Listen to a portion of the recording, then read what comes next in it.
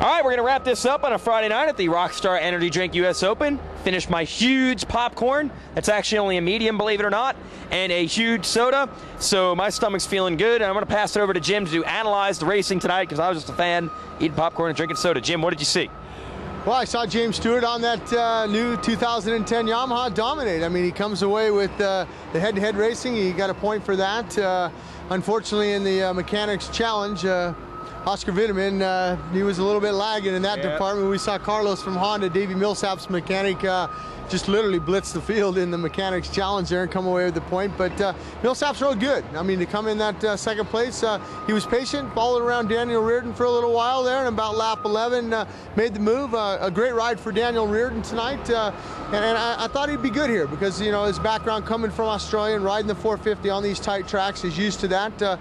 Another good ride for Matt Gerke with that fourth, and he earned it. I mean, he had to ride the heat race, the semi, and he had to battle in that last chance race to get into that. I mean, by battle, he had to move some guys out of his way to get up there. And what a good ride for Christian Craig on the Joe Gibbs Yamaha there. He came away the fifth as a rookie, and that was a good performance for him. But you know what?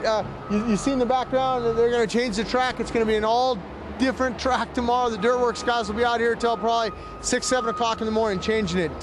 You know, they came into the stadium tonight, into the whoops. They'll do it the opposite way tomorrow night. They'll go through the whoops and go out of the stadium. But, you know, it's not over till tomorrow night.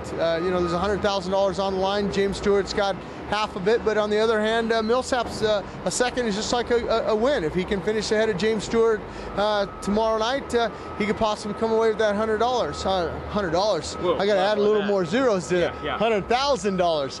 But, you know, on the other hand, with those points that they're paying, like I said, the head-to-head racing, there's a point there. There's a point for the mechanic. There's a point for the whole side. That could play a big factor tomorrow night, not only between first and second, but third and fourth. There's a lot of money on the line for third and fourth also. A guy like Millsaps makes so much money, 100 grand probably feels like $100. We'll see. James Stewart, we're going to get some psychological lessons for the guy because he wins the race, leads every lap, gets the whole shot, and then says, I didn't ride good. I didn't ride the way I wanted to.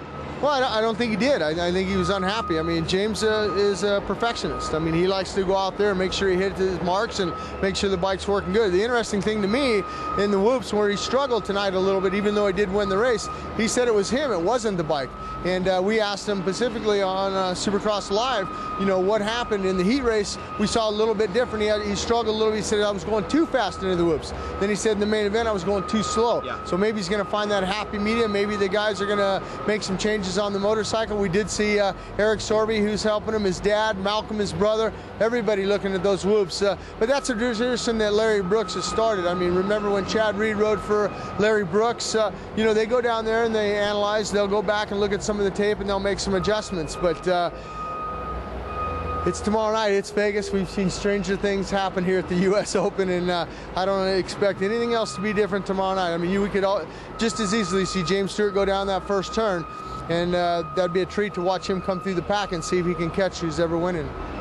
Speaking of treats, I'm so pumped for the race tomorrow night. I'm going to spring for a hot dog and nachos instead of popcorn. We'll see you tomorrow night.